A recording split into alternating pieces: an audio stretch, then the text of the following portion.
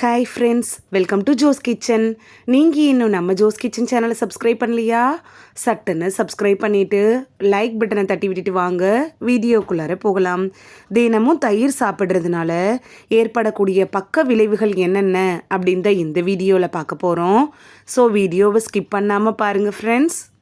உங்களுக்கு பலவீனமான செரிமான அமைப்பு இருந்துச்சுன்னா அதிகமாக தயிர் சாப்பிட்றத நீங்கள் கண்டிப்பாக தவிர்க்கணும். இது மலச்சிக்கலை ஏற்படுத்திடும். ஒவ்வொரு நாளும் அதிக அளவு நீங்கள் தயிர் சாப்பிட்றப்ப இது இந்த பிரச்சனைகளை ஏற்படுத்திடும் அப்படிங்கிறத நீங்கள் நினைவில் வச்சுக்கோங்க. எலும்பு முறிவு அபாயத்தை அதிகரித்து விட்டுரும்.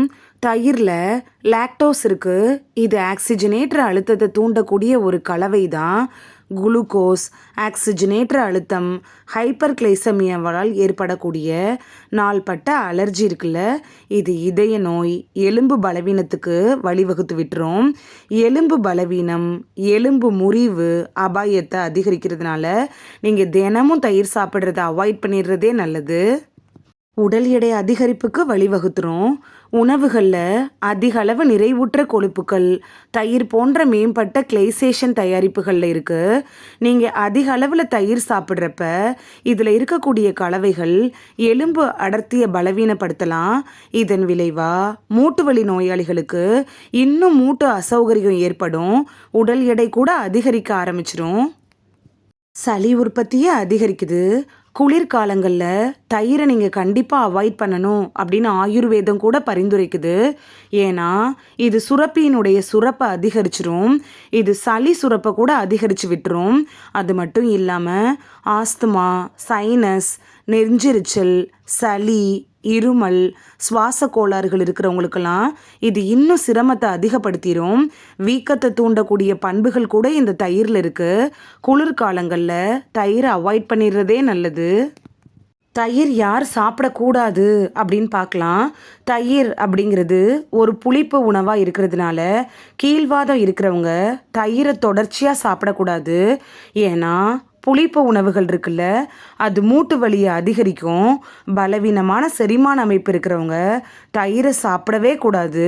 நீங்கள் அடிக்கடி அமிலத்தன்மை, அஜீரணம், அமில ரிஃப்ளெக்ஸ் இதனால் பாதிக்கப்பட்டவங்களாக இருந்தீங்கன்னா தயிரை நைட் நேரத்தில் தொடவே கூடாது. நைட் நேரத்தில் தயிரை சாப்பிட்றது உங்களோட உடல் நலத்தில் அசௌகரியங்களை ஏற்படுத்திடும். சுவாச நோய் பாதிப்பு இருக்கிறவங்க தயிரை கண்டிப்பாக அவாய்ட் பண்ணணும்.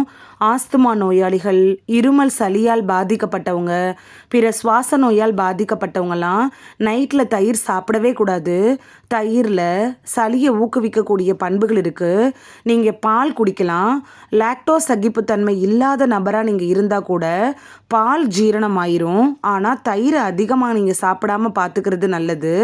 அது மட்டும் இல்லாமல் தயிரில் வெள்ளை சர்க்கரையை சேர்த்து சாப்பிட்றத எல்லாருமே அவாய்ட் பண்ணிடுறது நல்லது.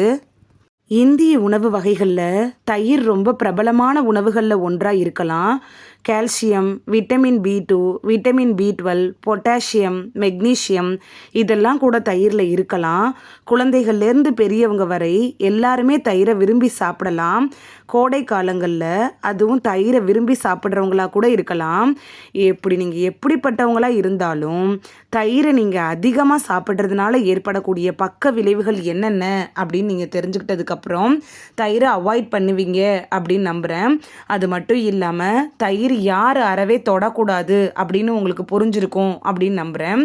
இந்த வீடியோவில் தயிர் சாப்பிட்றதுனால ஏற்படக்கூடிய பக்க விளைவுகள் என்னென்ன அப்படின்னு தான் பார்த்தோம்.